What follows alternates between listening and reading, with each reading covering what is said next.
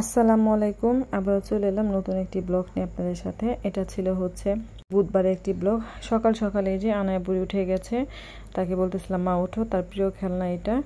যাই হোক, এদিকে এত সুন্দর রোদ উঠেছে, কি আর বলবো, কিন্তু কি বলবো, আনায়ার জন্য আমি কোনো কাজই করতে পারতেছিলাম না। যখনই কাজ নিতেছিলাম সে তখনই আমাকে ডিস্টার্ব শুরু করে দেয়।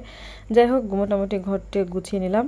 ঘর গোছানোর পরে যে আনায়ার সাথে তো দুষ্টামি করতেছিলাম, সে মনোযোগ দিয়ে আমার সাথে খেলা করতেছিল এবং আমি যতবার ঘর গোছাই সে ততবার এলোমেলো করে। তাকে বলতেছিলাম, এই দেখো মা, ফুল কি সুন্দর ফুল। আসলে ঈদের আগে ছিল, ঘর পুটর পরিষ্কার করতেছিলাম আর আমি রোজা ছিলাম ওই দিন, তাই একটু কাজটা করতেছিলাম। যেহেতু ঈদের আগের দিনের ব্লগ এটা আপনাদের সাথে শেয়ার করতেছিলাম, বুধবারের ব্লগ। এই যে আমি সব কাজ করতেছি, সে বারবার এসে সোফাটাকে এলোমেলো করতেছিল এবং আমি বকা দিতেছিলাম যে তুমি কেন এগুলো করতেছিল। সে আমাকে একটু ভেঙানোর চেষ্টা করতেছিল। মেয়ে আমার বড় হয়ে গেছে, সে অনেক দুষ্টামি করে। মাশাআল্লাহ, আলহামদুলিল্লাহ, আমার মেয়েদের জন্য সবাই দোয়া করবেন। আর রোজা রেখেছিলাম, আসলে এত কাজ ছিল তাই চিন্তা করতেছিলাম আজকে ইফতারে কি করবো। আসলে আমরা বাসার সবাই রোজা ছিলাম, আমার আম্মা, আমার 4 বোন এবং আমার ছোট ভাই, আমরা সবাই রোজা। ওইদিকে চিন্তা করলাম তাহলে একটা পুডিং তৈরি করে ফেলি।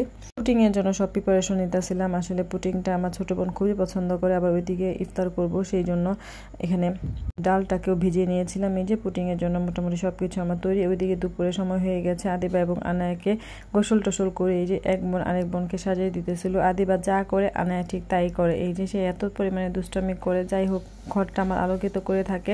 এই যে আদিবা দিতেছিল, সে এভাবেই দিতেছিল।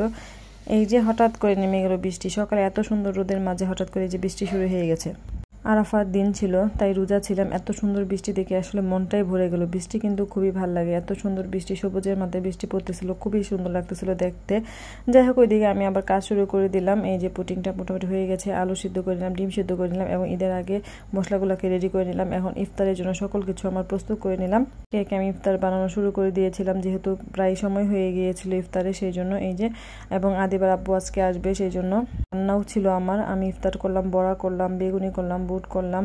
এখানে মোটামুটি আমরা ইফতার যা করি সবই করলাম। এখানে ছিল এই যে আলু চপগুলো অসম্ভব মজা হয়েছিল। সকল কিছু নিয়ে আমি এবং আমার ছোট বোন সব রেডি করতেছিলাম। এখানে ট্যাঙের শরবত তৈরি করেছিল আমার ছোট বোন। এখানে এই যে পুডিং হয়ে গেছে এবং সব ইফতার আমাদের রেডি।